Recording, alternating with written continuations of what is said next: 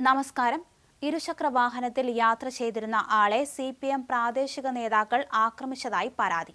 തൊടുപുഴ ഒളമറ്റം സ്വദേശി റോണിയെയാണ് പ്രവർത്തകർ ആക്രമിച്ചത്. ബ്രാഞ്ച് സെക്രട്ടറിയുടെ നേതൃത്വത്തിൽ നടന്ന ആക്രമണത്തിൽ പോലീസിൽ പരാതി നൽകിയിട്ടും ഒരു നടപടിയും ഉണ്ടായില്ലെന്നും പരാതിക്കാരൻ പറയുന്നു. ജോലി കഴിഞ്ഞ് വീട്ടിലേക്ക് മടങ്ങി വരുന്ന വഴിയാണ് ന്യൂറോ രോഗബാധിതൻ കൂടിയായ തൊടുപുഴ ഒളമറ്റം ചക്രാശ്ശേരി വീട്ടിൽ റോണിയെ ഒരു കൂട്ടം നേതാക്കൾ ആക്രമിച്ചത്.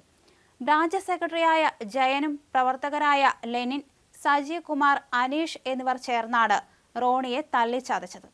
ന്യൂറോയ്ക്ക് മരുന്ന് കഴിച്ചുകൊണ്ടിരിക്കുന്ന വ്യക്തിയാണ് റോണി. പ്രതികൾ യാതൊരു കാരണവുമില്ലാതെയാണ് റോണിയെ പ്രതികൾ അതിക്രൂരമായി ആക്രമിച്ചത്.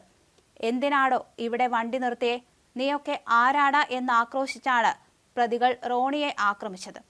ശേഷം പോലീസിൽ പരാതി നൽകിയിട്ടും FIR രജിസ്റ്റർ ചെയ്യാനും നടപടി സ്വീകരിക്കാനും പോലീസ് തയ്യാറായില്ലെന്നും പരാതിക്കാരൻ പറയുന്നു.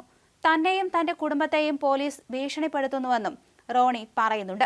CI ആക്രമണത്തെക്കുറിച്ച് ഒന്നും അറിഞ്ഞിട്ടുമില്ല, കേട്ടിട്ടുമില്ല എന്ന ഭാവത്തിലാണെന്നും പിറ്റേ ദിവസം സ്റ്റേഷനിൽ വാഹനമെടുക്കാൻ ചെന്നപ്പോൾ റോണിയുടെ സഹോദരനെ ഭീഷണിപ്പെടുത്തി വിടുകയും ചെയ്തുവെന്ന് പരാതിയുണ്ട്.